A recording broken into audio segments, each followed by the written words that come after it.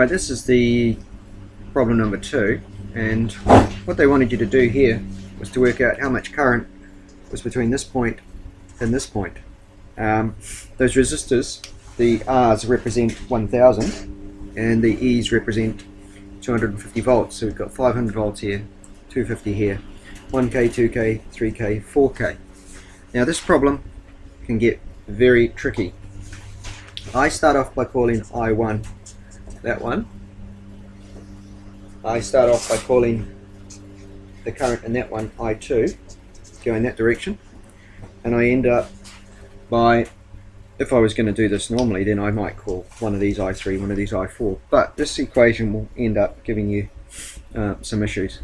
So the way to do this, and this is one of the most important things I'm going to say, is in a problem try and see if you can simplify it, especially a Kirchhoff's. And the way we can simplify this one is by going, hey, two resistors coming down like that to the same potential or the same voltage, and from the same voltage is a parallel circuit. So we can legitimately replace those with a single resistor, and then these ones are sort of not there anymore. And if we do that, then that resistor, you can just use your parallel circuit, and we can say that that one's 12/7 R. Now I'll call that one in the middle I3, and I'll say it's going down. So now that's my circuit. Now my current junction law, we've got I1 coming in, I2 coming out, so again I1 equals I2 plus I3. That's going to be important because once we've done our two equations, we're going to want to solve this. So I'm going to start my first equation off from the 500, always coming out from the positive.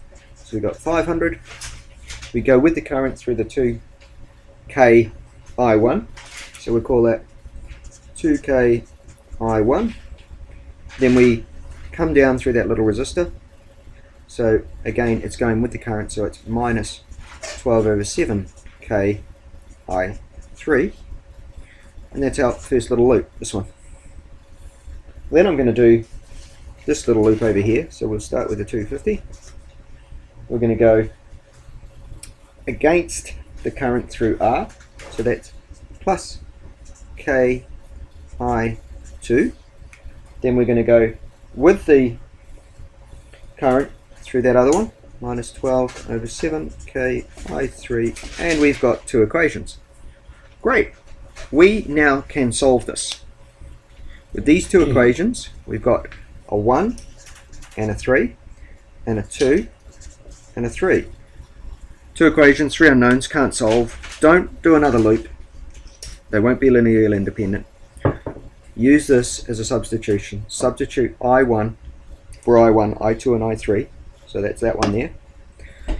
If you do that, and then you solve it, the way we did that one in Kirchoff's video 1, then we'll end up with I3, hopefully you're understanding what I'm saying, we'll end up with I3 coming out as 0.14, and it was a positive. That means we got our I3 direction correct. We can then substitute that I3 back into one of our equations, and we can work out our I1 and our I2. Now I2 will then come out at minus 0.01, which means we've got our I2 wrong. That means it actually doesn't go in that direction, it actually goes in this direction, so that one was wrong. Then we can use a little current law there, and we can get our I1, and our I1 is going to end up being 0.13. And we've got our three currents there, but the problem with this problem is it's not over because of that simplification we made. So yeah, we've got those currents, but we've now got to work things out. Does this all make sense? Yes, it does make sense. We have a look at the currents and things. So, but what we do know is that I3 is equal to 0.14. But how much goes down this loop, and how much goes down this resistor, and how much goes down that resistor? We know that the bigger the resistance, the less the current. So this is just going to be a proportional thing.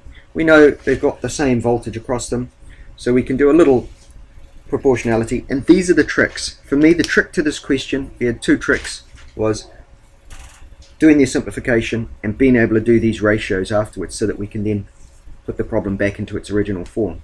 So what I'm basically saying is that voltage between there and there across this parallel resistor, if we do the voltage across 4R, that's going to give us the current in this one, and I'll call the current in that one I4. So that equals I4. And if I do the same thing on this one, V across 3R, and I'll call that I5. So that's I5. Hopefully this isn't becoming too much of a mess. Then we can just say I4 divided by I5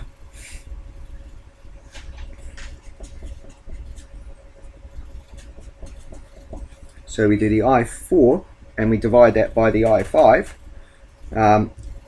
So divide by the 5 gets switched over and multiplied, the V's cancelled, and we get 3 over 4. So what we're saying is that I4, because that one's going to come up there, is equal to 3/4, so equal to 3/4 of I5. Does that make sense? I4 we're saying is less than I5. That makes sense because I4 has got the bigger resistance.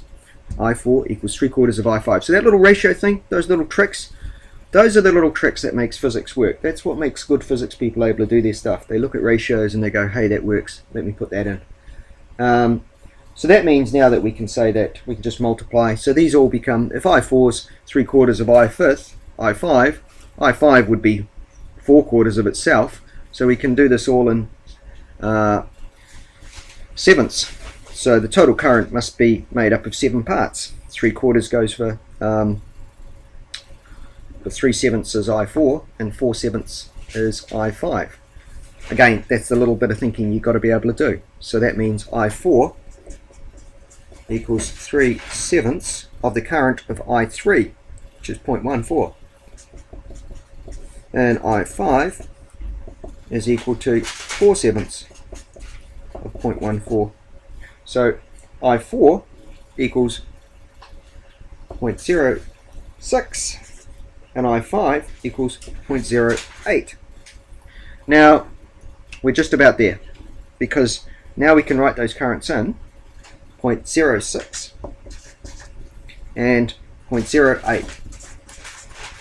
Now down at this junction, this is how we're going to solve the problem. Is we're saying going up, which was I2, is 0.01,